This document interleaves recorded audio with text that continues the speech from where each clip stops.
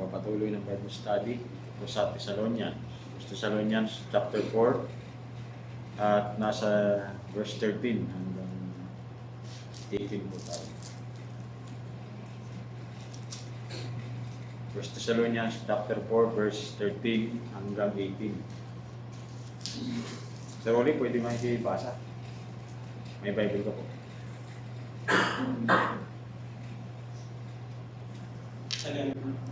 Okay. Verse 13, mga kapatid, gusto namin malaman ninyo ang katotohanan tungkol sa mga namatay na, para hindi kayo magdalamhati gaya ng iba na walang pag-asa. Naniniwala tayong si Jesus ay namatay at muling nabuhay, kaya naman naniniwala tayong bubuhayin din ng Diyos ang mga sumasambalataya kay Jesus at isasama niya kay Jesus. Sinasabi namin sa inyo ang mismong turo ng Panginoon. Tayong mga buhay pa, pagbalik ng Panginoon ay hindi mauuna sa mga namatay na. Sa araw na iyon, ang Panginoon mismo ang bababa mula sa langit kasabay ng malakas na utos. Maririnig ang pagtawag ng punong anghel at ang pagtunog ng trumpeta ng Diyos. Ang mga namatay na sumasampalataya kay Kristo ang unang bubuhayin. Pagkatapos, ang mga buhay pa sa atin sa araw na iyon ay kasama niyang dadalhin sa mga ulap para salubungin ang Panginoon sa ipapawid. At makakasama na natin ang Panginoon magpakailan. Verse 18. Kaya nga, mga kapatid, siglahin ninyo ang isa't isa sa pamamagitan ng mga aral na ito. Salamat.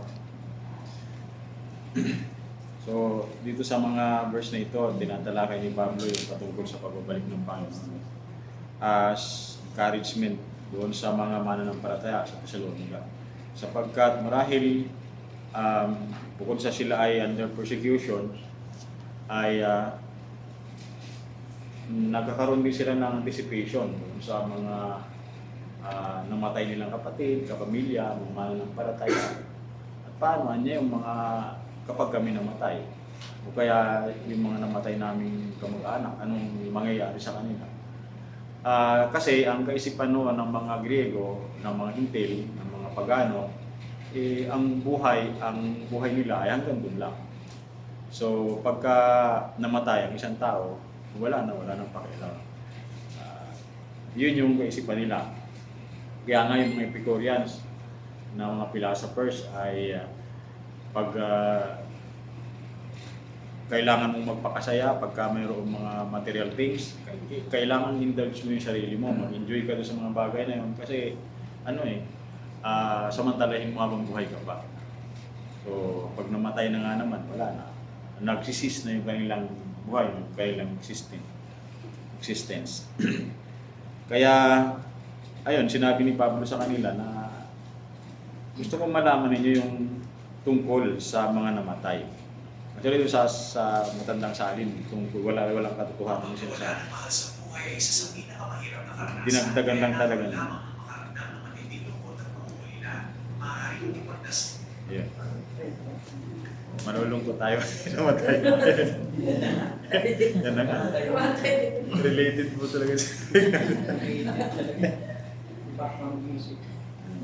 Iaya tayo mo.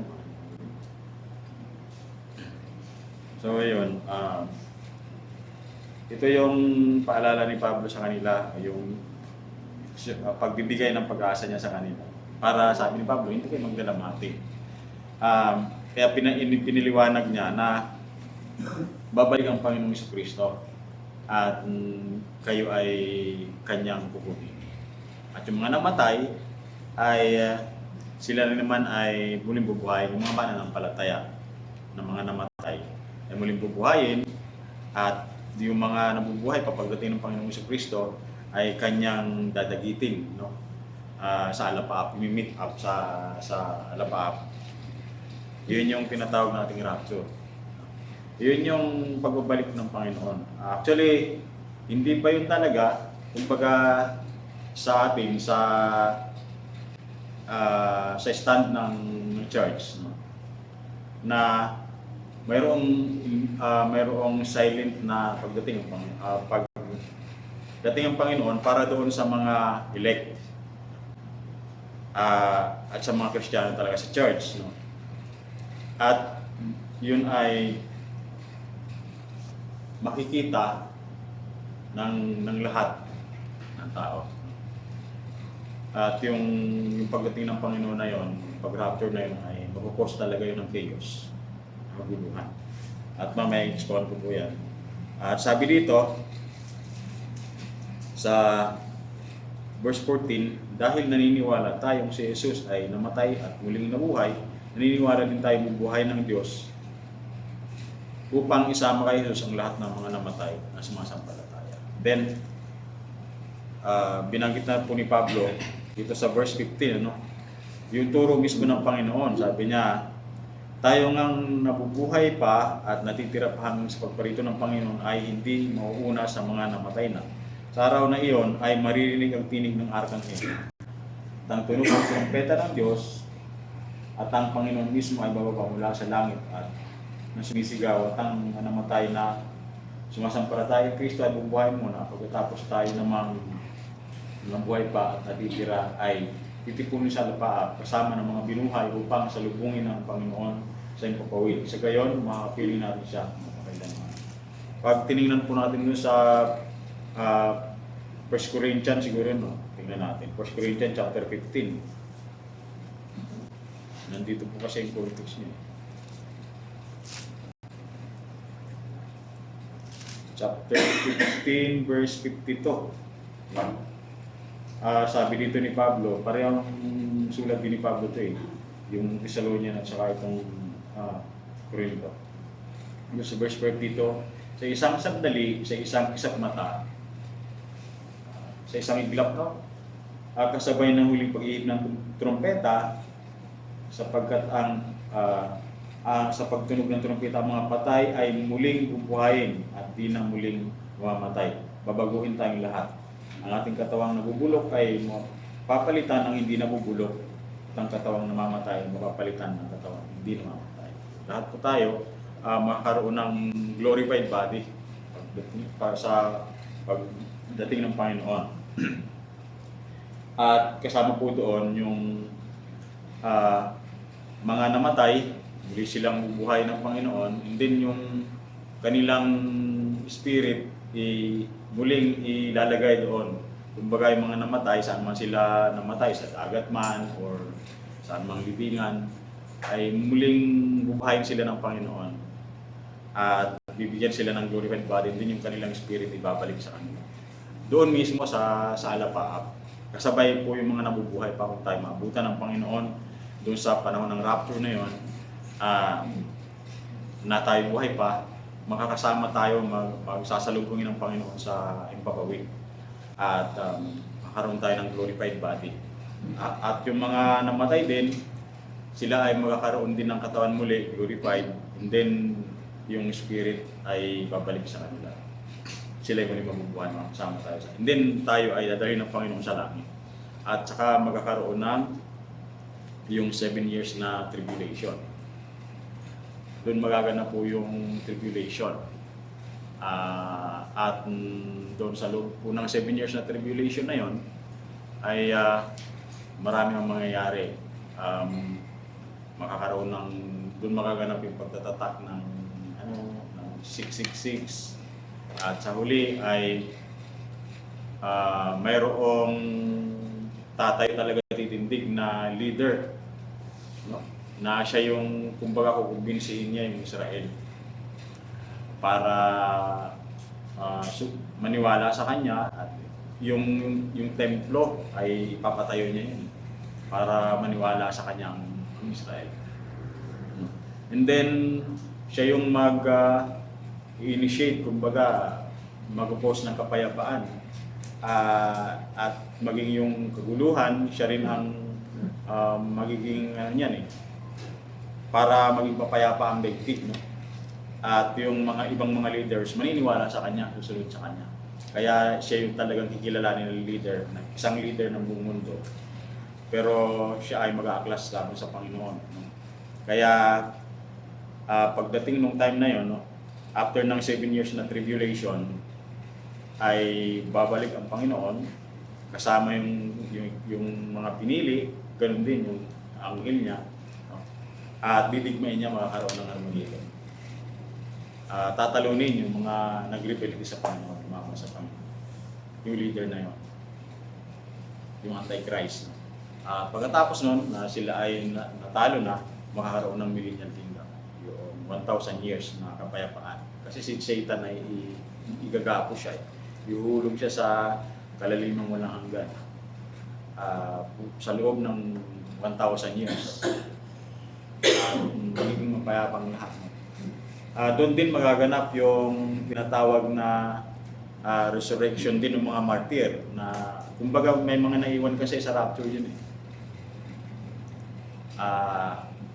Yung mga hindi sila naniniwala sa Panginoon, hindi pa sila sumampalataya, at yung mga Israelites mismo. Doon kasi sa rapture na yon, sa magkakagulo, dahil nawala isa-isa eh. Diba? So kung ano man ang ginagawa mo, nung time na na-rapture ka, may iwan mo yon. Bawa nagmamaniho ka, kung kaya naman ay Christian ka na piloto, may iwan mo yung aeroplano na inaan mo. So, magkakaroon ng plane crash. Yung mga tren naman, o mga bus na dinadrive ng mga Christian driver, ay talagang makakaroon ng chaos. Babangga sila kung saan-saan, makakaroon ng kaguluhan. So, ganun ang mangyayari sa rapture. Kaya, makikita doon talaga yung tunay na Kristiyano kasi sila yung rapture ng Panginoon. Hindi may iwan yung mga hindi totoo. At doon talaga sila i-test sa tribulation. Maging yung great gathering ng mga Jews, magaganap din sa time na yon. At sila talaga ay maniniwala na sa Messiah. Dahil doon. At sila talaga yung mag-facilitate din ng pag-share ng gospel sa time na yon. Marami ang magiging martir na sa panahon na yan. At yung mga mamamatay sa pagbabalik ng Panginoon after ng 7 years tribulation na mapagtagumpayan ng Panginoon kasama yung mga hukbo ng langit, no?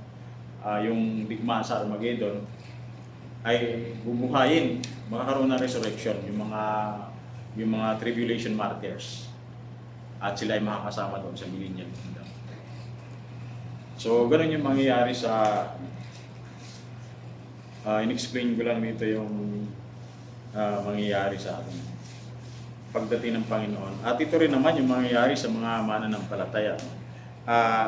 Kaya naman, ito po ay dapat na magbigay ng pag-asa sa mga Kristiyano na hindi nawawala ng kabuluhan yung paninindigan sa pananampalataya. Yung paninindigan natin sa pananampalataya. Kaya sabi ni Pablo, magpalakasan kayo sa isa't isa. Kasi itong magaganap ay totoo. Ito yung katotohanan sa pagbabalik ng Panginoon. Ito talaga yung magaganap. Magkakaroon ng pagtunog ng trompeta, then bubuhay ng mga namatay at tayo ay titipunin sa alapaapin na nabubuhay pa. At ito ay binanggit ni Pablo. So titipunin sa alapaap at tayo ay sasama sa langit ng Panginoon. Kaya mayroong pag-asa ang mga mananampalataya. So yun ang bigay ng pag-asa sa mga mananampalataya sa Thessalonica kasi sila ay naguguluhan sila, marahil sila ay frustrated o sila ay disappointed. Baka naman nangihina sila dahil paano yung buhay namin? Paano yung pag namatay kami, saan ang punta namin? Binigyan linaw ni Pablo ito sa kanila na meron kayong pag-asa, meron kayong patutunguhan. Pagbabalik ng Panginoon, ganito mangyayari. Kayo ititipunin sa alapa at kayo makakapili ng Panginoon. Kaya sabi ni Pablo dun sa bandang huli sa verse 18, kaya nga palakasin ninyo ang loob ng bawat isa sa pamamagitan ng mga salita. Nalala ko po yung lola ko noon eh. Meron siyang kinuwento tungkol doon sa pangako ni, kasi yung lola ko ay matanda na talaga siya nung namatay. Meron po siyang ikinuwento tungkol doon sa mga umbalahap ng time na yun. na gusto nang sumuko noon, yung mga lumalaban talaga nung sa Hapon. Kasi gusto na nilang umanib pala sa Hapon.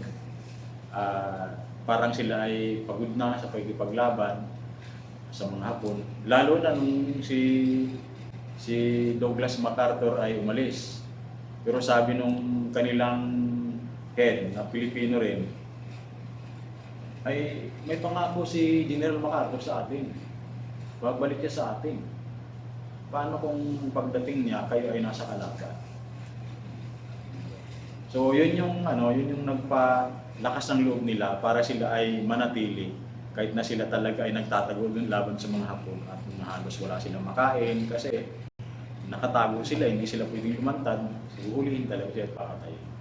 So yun yung nagbigay sa kanila ng pag-asa dun sa mga sundalo na yon na Pilipino na patuloy na makipaglaban along the American soldiers, no? Hanggang sa pagbabalik ni General MacArthur, tinupad niya yung kanyang pangako. Pero din po sa atin, higit pa doon, ang Panginoon mismo ang nangako na siya ay babalik at ito yung kanyang sinabi. Kaya yung pangako ng Panginoon na magbibigay sa atin ng kaaliwan, comfort kapag tayo po ay nangihina o kaya nakakaranas tayo ng persecution, ay panghawakan natin yun. Babalik ang Panginoon at tayo ay iibsan niya yung ating pong mga paghihirap, mga sufferings natin habang tayo nandito sa mundo ito. At tayo ay makakapiling niya sa kaluwalhatian sa langit. Kaya sabi dito ay maging kalakasan tayo ng bawat isa, bawat mananampalataya, ng bawat kapatid natin kay Kristo. So nawa maging kalakasan din po natin itong pangako ng Panginoon bilang mga mananampalataya.